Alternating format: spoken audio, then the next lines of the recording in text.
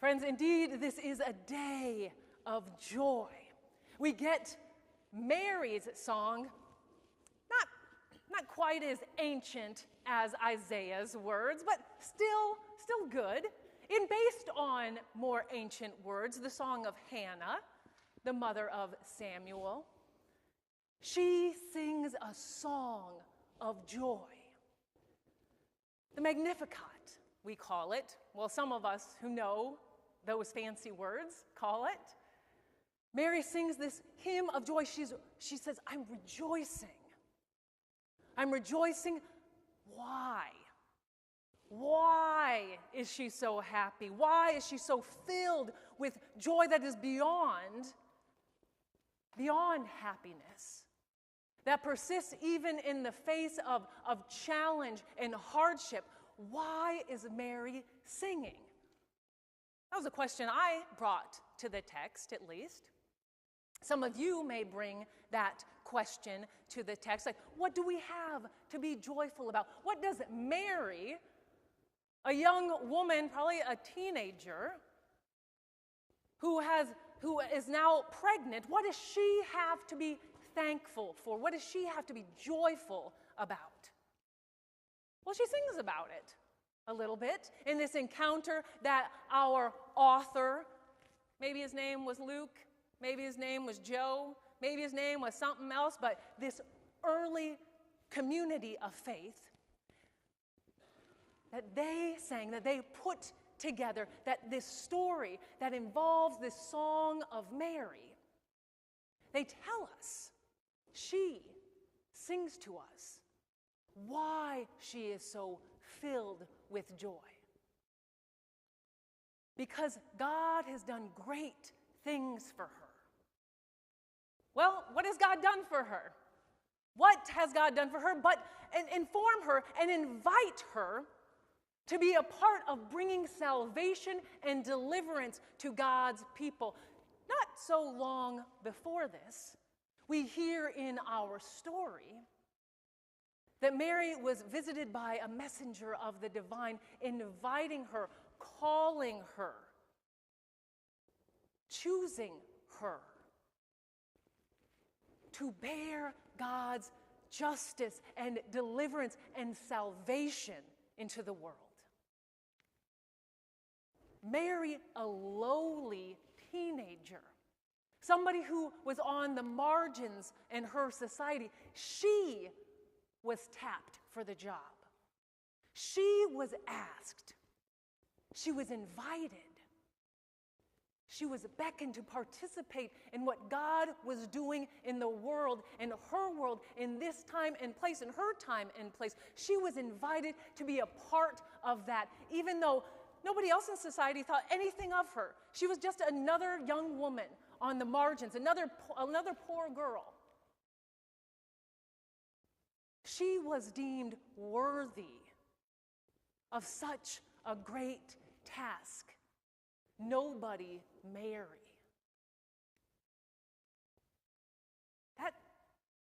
That seems to have inspired joy within her. Me? God wants to work with and through me. God perceives me and finds me valuable. Let's be honest. Sometimes we're in that place where we don't feel like we matter. We don't feel like we're worth anything, and someone or somebody, something comes into our life, and we are acknowledged, and we are appreciated, and we are valued, and our gifts are truly seen and felt and appreciated. And that brings a glimmer of hope, of joy in our lives, yeah? Perhaps even inspiring us to ring those bells or to sing a song. But Mary is not speaking only on her own behalf. She is a microcosm of something larger. The lowly Mary speaks on behalf of all the lowly, the downtrodden,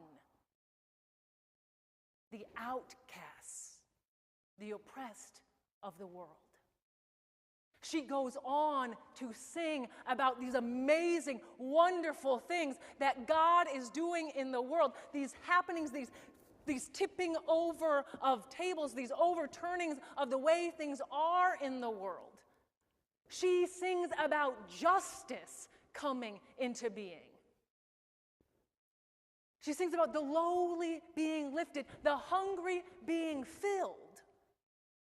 She sings about tyrants being deposed. Justice fuels Mary's joy.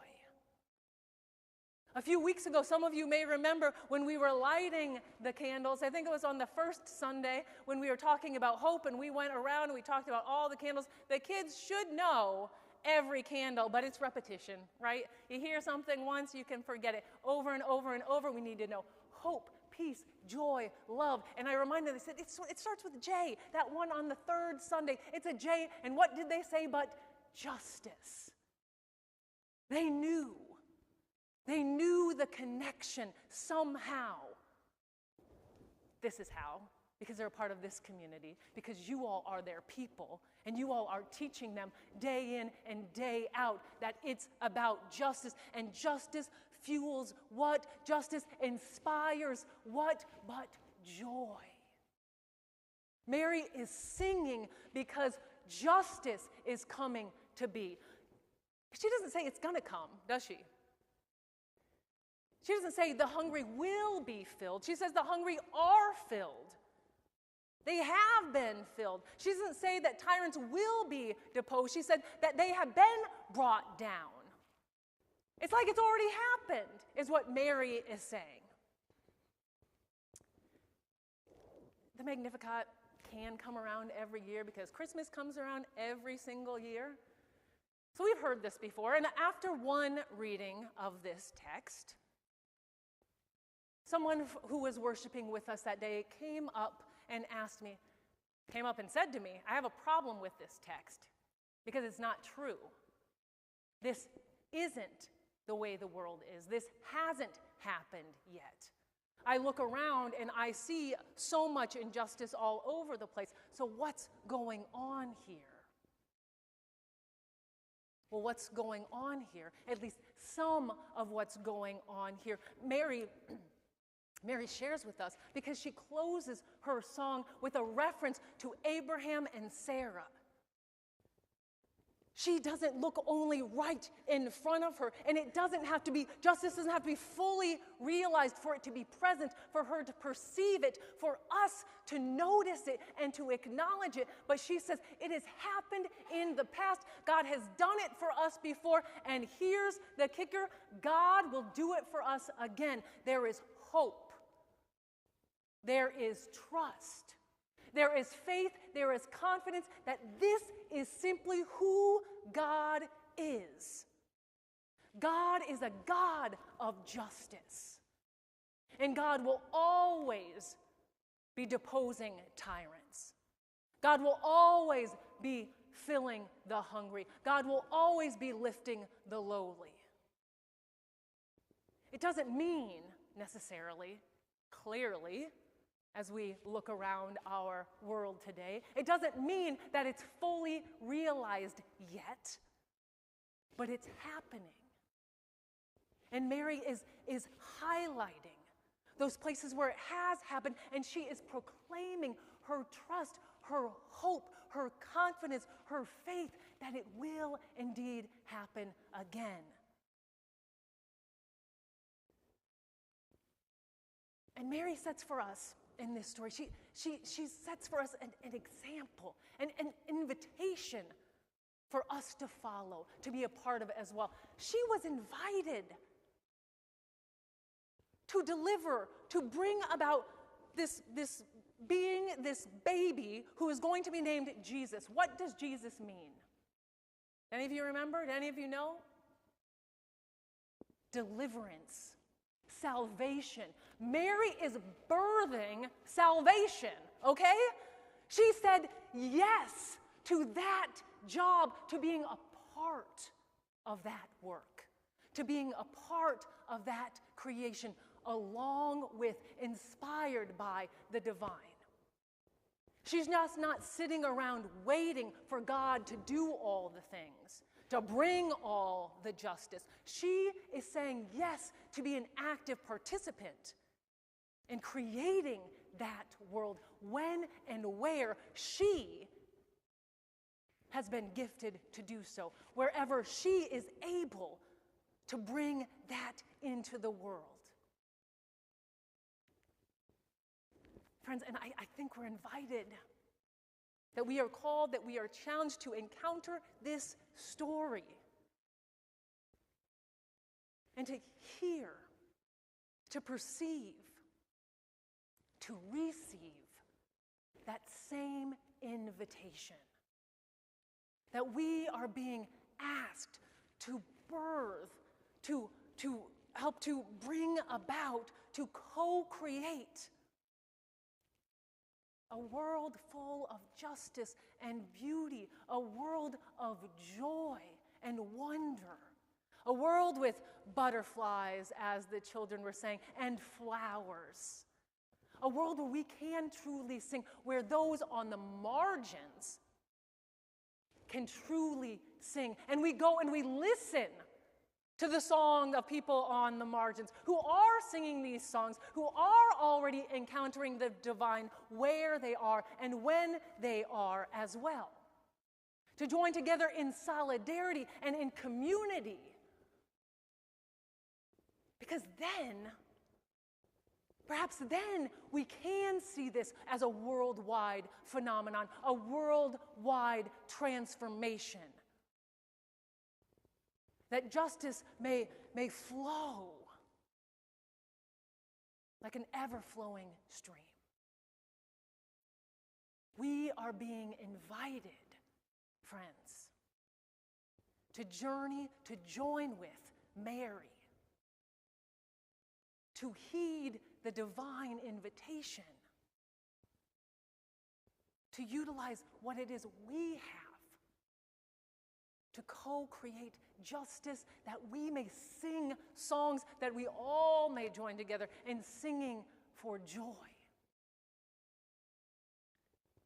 And indeed, as a congregation, we are seeking to do that work. We have just proclaimed who we are, what we are about. We are following Jesus, doing justice, building community. And we're trying to figure out, because we are wise enough to know that we can't take on all the injustices of the world by ourselves, right? Yeah? We understand that? We may be powerful, but we can't do it all alone. But we can do something, right? But what is that something we are being invited to do? Mary had this encounter with a messenger of God. We are invited to open ourselves, to quiet ourselves, to still ourselves, to engage and move with the world, to perceive what it is the divine is calling us to do together. And one of the ways that we are seeking to discern that and to respond to that and to share that invitation is for each of you to fill out this survey that we handed out last week, right? On some green pieces of paper, it says, what areas of justice do you feel inspired and called to participate in? What are you passionate about? How will we as a congregation engage and focus our gifts, our energy on bringing that sort of justice, or working on that sort of justice? Because we realize as well, even if we pick one thing, we're probably not going to transform the entirety of the world in that one area, right? Whether it be hunger alleviation, well, we can make a dent, we can do something by focusing, but we can do more by partnering, by joining together with others. And so, there is another invitation. Some of you may have seen this already in your announcements email that went out on Friday, that there is a gathering of Indiana Faith Voices for Justice, a multi-faith, and folks who have no proclaimed faith, gathering at the State House on January 8th. for a rally from 10 to 11:30 at the State House, and then to organize and to train, to learn together, to build community so that we can do this work of justice together afterwards from 1 to 4. And it's free. Would they like a donation? Yeah, that'll help. But our grant team invites you, if you are able to give that Thursday to this work of justice, if that is one way that the Spirit is inviting you to participate in this work, to join me. I'm going to Indianapolis on the 8th. I'd be glad to take a few of you with me, but maybe we could even carpool. If there are more of you, it would be wonderful. Our team would love to get a team, a group of us together, to have this experience together, to make these connections with our wider community for this work of justice. This work that makes Mary sing. Friends, on this Joy Sunday, on this Justice Sunday, this is what I am perceiving. This is what I'm invited to share with you. But you all are also connected with the divine. So I invite you to consider what invitation are you receiving through Mary's song? How are you being called and invited to bring forth, to partner together, to work for the beauty and the joy of justice for this community and beyond? How is the Spirit moving within you and around you today? Friends, I invite you to be together now for a moment of reflection, a moment of meditation and prayer. Friends, let us be together now for a moment of pause.